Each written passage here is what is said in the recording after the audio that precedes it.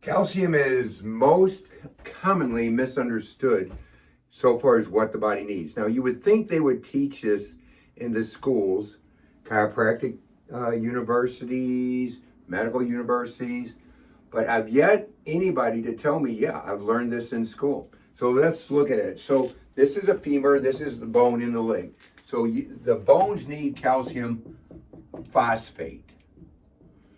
That's bone calcium. This is the bloodstream.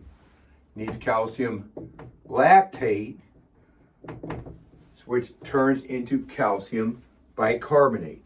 Calcium lactate turns into calcium bicarbonate in just one step. If you get over-the-counter calcium, such as calcium carbonate, takes 12 steps, burns up your hydrochloric acid, it's rock. So it's just not a good product. But yet I see patients all the time say, my practitioner just told me to go to the store and get calcium. Well, what we're doing with that calcium, you're robbing the body of calcium. So let's say you get an infection, your muscles need calcium, something in the body needs calcium. So you get an infection, your white blood cells leach calcium. So where do they get it? If you don't have enough calcium here in the bloodstream, and then I'm just going to say that's the soft tissues, then it takes it from the bone. Now, does it ever pay it back?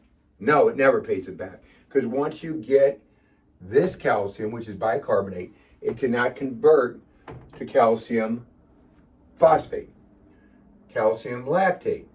That cannot convert to bone calcium. So you need to get bone calcium in a supplement that's calcium phosphate. And so that's how this system works. And if you keep borrowing calcium because you're not getting enough in your foods, or, we give calcium lactate to people who are low in calcium. But if you're not getting enough in your foods, then you can keep borrowing. And what do you create? Osteopenia, then osteoporosis. So that's how it works. That's why I said, why don't they teach this in schools? So that's how it works. Now, if you're a bicycler like myself, you're going to have lower bone density unless you do weight training, weight-bearing exercise, walking, running. And don't say running causes knee problems, because 2 studies, 40 and 50 years, said there's less knee problems in runners than any other segment of our population. The problem with arthritis is lack of nutrition. So that's how it works. If you have osteoporosis, osteopenia, you need calcium phosphate and calcium lactate. And then the body stops doing this thing where we borrow and don't pay back.